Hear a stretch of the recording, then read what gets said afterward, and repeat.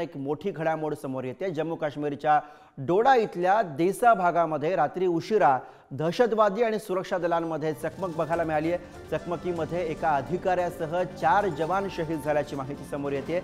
परिसरामध्ये सुरक्षा दलांकडून शोध मोहीम सुरू आहे अशी माहिती समोर येते आहे।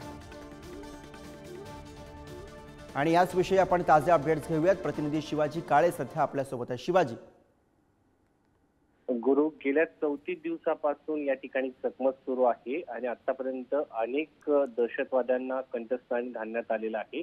मात्र भारतासाठी आजचा दिवस हा वाईट उजाडला। आज भारताचे 4 जवान शहीद झाले आणि यामध्ये एका कॅप्टनचा देखील समावेश आहे। राष्ट्रीय रायफल्स आणि जम्मू काश्मीर पोलीस यांचे संयुक्त या ठिकाणी अभियान सुरू आहे आणि हा जंगल परिसर आहे। साधारण 55 किलोमीटर डोडा शहरापासून असलेला हा भाग जो आहे पूर्णपणे वनाने माखलेला आहे आणि या भागामध्ये दहशतवादी लपल्याची माहिती मिळाली होती। गेल्या 34 दिवसांपासून या ठिकाणी चकमक सुरू आहे। आतापर्यंत जर आपण पाहिलं तर भारतीय जवानांना शहीद जरी झाले असले तरी भारताने आतापर्यंत अनेक दहशतवाद्यांना कंठस्नान घातलेलं आहे।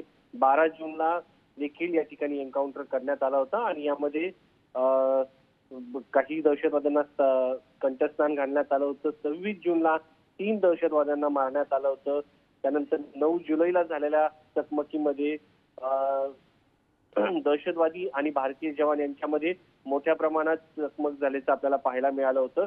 एकंदरीत पाहता 34 दिवसांपासून ही चकमक सुरू आहे आणि या चकमकीमध्ये दहशतवाद्यांची गस्त करत असताना अचानक गोळीबार केला। त्यामध्ये हे जवान जखमी झाले होते।